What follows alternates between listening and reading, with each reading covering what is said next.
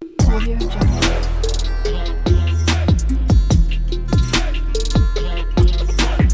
Audio Jungle.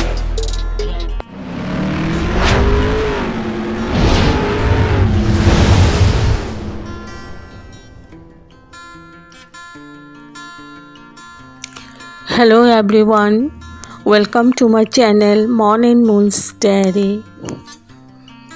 আশা করছি তোমরা সবাই খুব ভালো আছো। আজ আবারও চলে এলাম একটা নতুন রেসিপি নিয়ে। আজকে আমি বানাতে চলেছি পাবদা মাছের ঝাল। তো তাহলে চলুন দেখে নেওয়া যাক আমি কিভাবে এবং কোন পদ্ধতিতে বানিয়ে নিচ্ছি। ভীষণ ইজি প্রসেসে রান্না।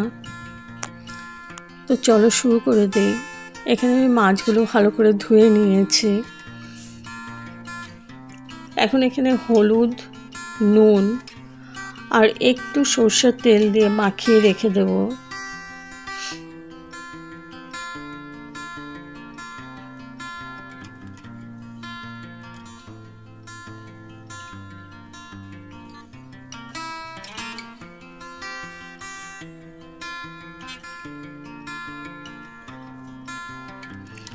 হলুদ নুন দিয়ে দিলাম আর দিয়ে দিলাম সরষের তেল। এবার মাছগুলো ভালো করে মাখিয়ে নেব। মাখিয়ে নিয়েছি। মাখিয়ে আমি 10 মিনিট রেখে দেব রেস্টে।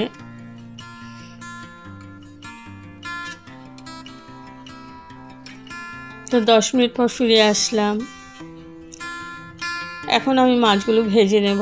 আর সব সময় পাবদা মাছ বা যে মাছগুলো ফোটে ওগুলো একদম কম তেলে ভাজতে হয়। তো আমি মাছগুলো দিয়ে ঢেকে রাখলাম।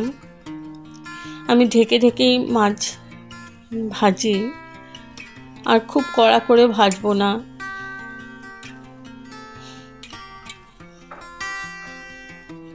তো এইভাবে মাছগুলো আমি ভেজে নিচ্ছি সব।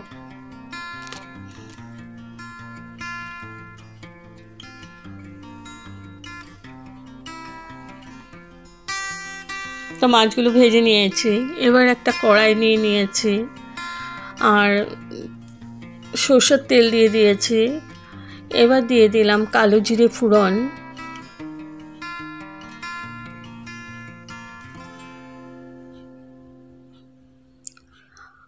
আর দিয়ে দিলাম আদা পেস্ট। আদা আর রসুন পেস্ট একদম অল্প করে নিয়েছি।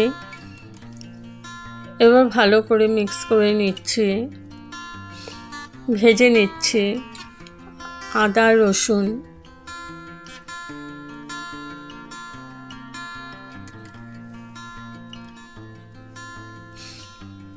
তো ভেজে নিয়েছি ভালো করে। এবার দিয়ে দিলাম গুঁড়ো মশলা। এখানে আছে হলুদ, কাশ্মীরি মির্চ পাউডার, আর দিয়েছি ধনে পাউডার আর সর্ষে পাউডার, আর দিয়ে দিলাম একটু জল। এবার ভালো করে নাড়াচাড়া করে কষিয়ে নেব খানিকক্ষণ।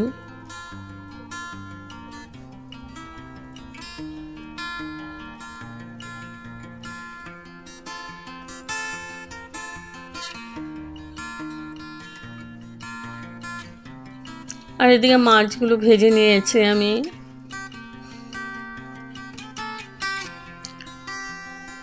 দেখো মশলার থেকে আমার তেল ছাড়া শুরু করেছে। এখন দিয়ে দিব পেঁয়াজ বাটা, মানে পেঁয়াজের পেস্ট।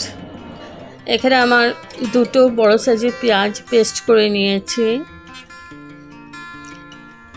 এবার পেঁয়াজটা দিয়ে খুব ভাজবো না, খুব কষাবো না, একদম হালকা কষিয়ে নেব।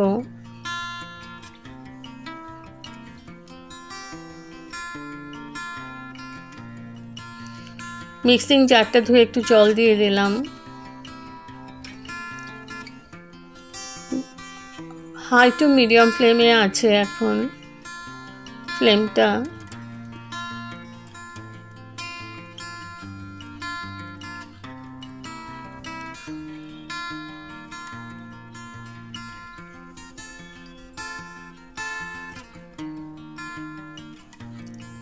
দিয়ে দিচ্ছি পরিমাণ মতো নুন,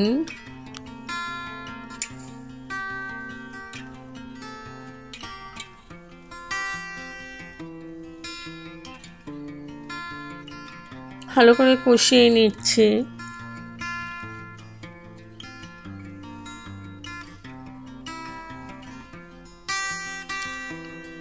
তো আমার তেলটাও সেপারেট হয়ে গেছে আর কষানো হয়ে গেছে।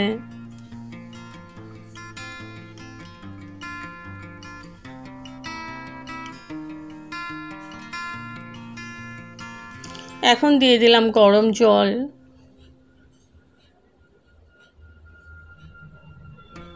এখানে আমি আধা গ্লাসের মতো জল দিয়েছি, ভালো করে মিশিয়ে নিচ্ছি।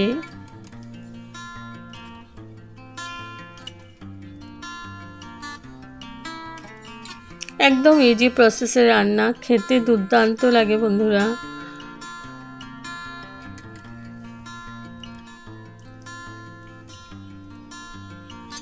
এখন আমি ঢেকে রাখলাম 3-4 মিনিটের জন্য। তো 3-4 মিনিট পর আমি তুলে নিলাম। আমার গ্রেভিটা ফুটে উঠেছে, ঝোলটা।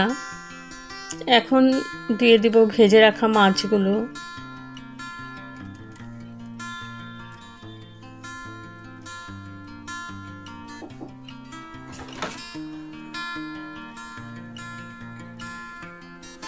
মাছগুলো দিয়ে এবার কাঁচা লঙ্কা দিয়ে দিলাম কয়েকটা।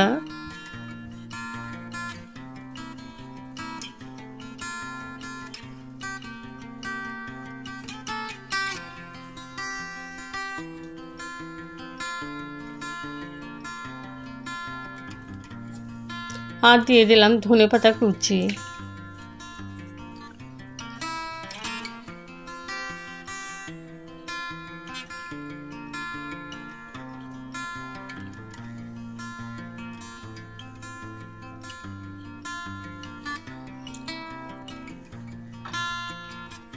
এবার আবার আমি ঢেকে রাখলাম মাছটা সেদ্ধ হওয়ার জন্য।